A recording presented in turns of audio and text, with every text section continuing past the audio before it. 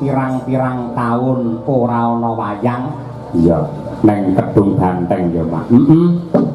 Dasare wis dadi cita-citane kabeh para warga masyarakat kene.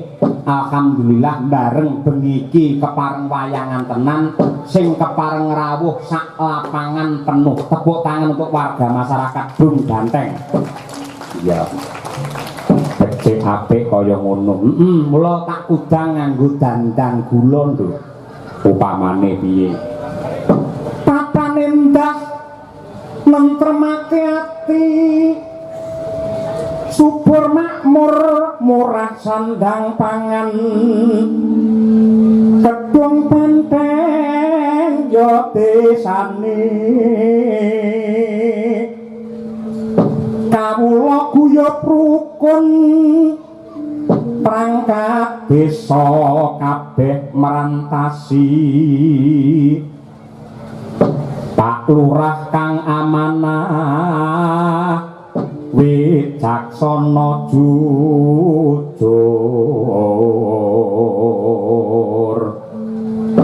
Kedung Banteng pancen kondang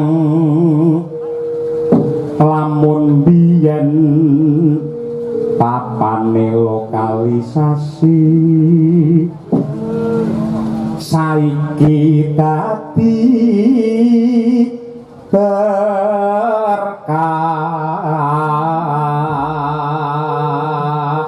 Allahumma amin ya rabbal alamin. Jebul kae sing anti-anti wong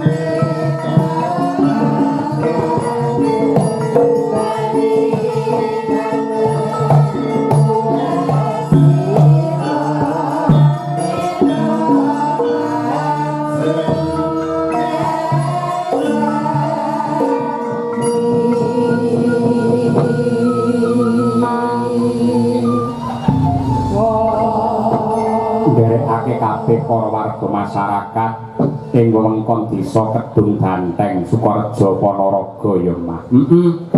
Iki mapan ana ning lapangan merah putih dalam rangka bersih desa sing nyatane dipandhegani karo Bapak Kepala Desa PJ nenggi Bapak Soni Saifullah SE.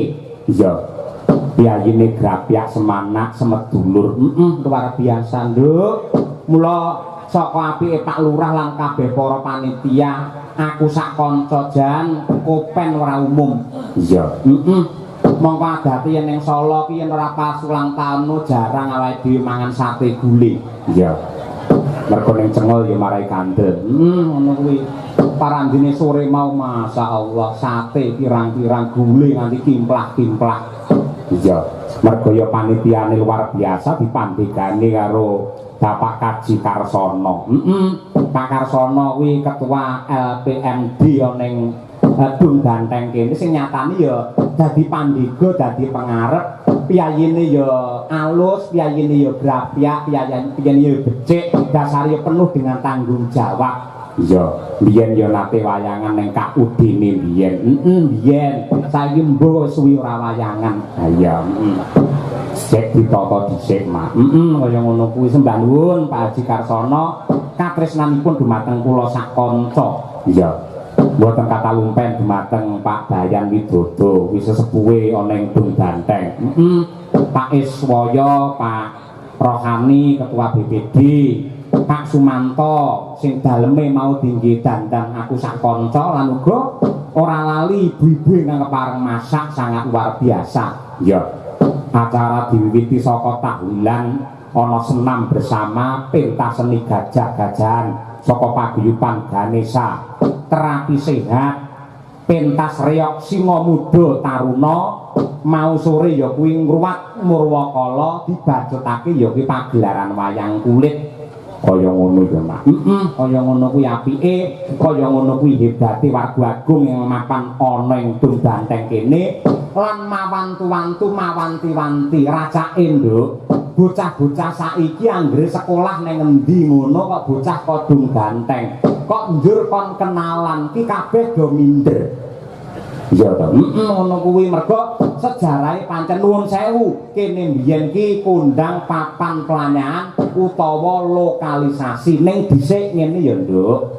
Upamane kok nganggo minder, nganggo pekewuh, wedi lek diguyu, wedi lek diece, bab kuwi kudu disingkiri ado. Mergo wong kenalan biasane, Mbak daleme pundi, Mbak Asmane sinten? Nami kula Retnawati.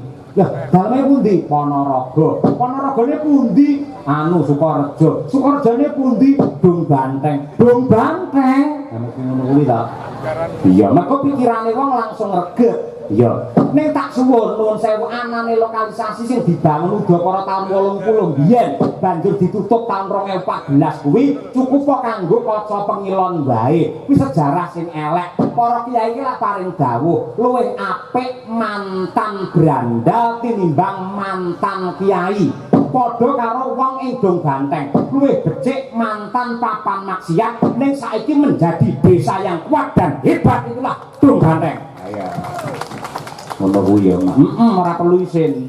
Takoni endi Mbak daleme Dung Banteng kok guyu, kampleng raine ngene wis. Iya, Mergo biyen para mbak-mbak sing padha dodolan ning kene, sing padha parikan ning kene, Tanjung Perak kapale kobong, monggo pinarak kamare kosong. Kuwi biyen jane udu warga masyarakat Dung Banteng. Nggih napa mboten? Dudu wong Dung Banteng kok. Wong lanang irung belang sing teko rene ora mungkin wong Dung Banteng. Wong Dung Banteng arep rono wedi konangan bojone mesti.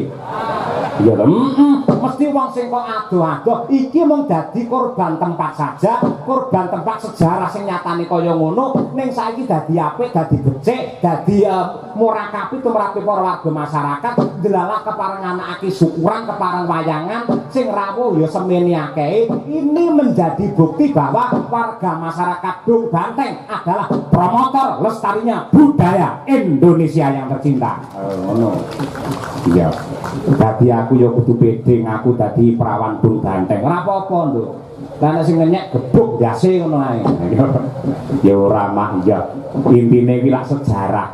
Kaya ngono kuwi ning saiki wis becik, wis apik kaya mengkene. Aku nderek mangayu bagyo, nderek remen, dasare ya bersih desa tanpa nggunakake kerukunan, rasa panunggal samak sinamadan daya dinayan.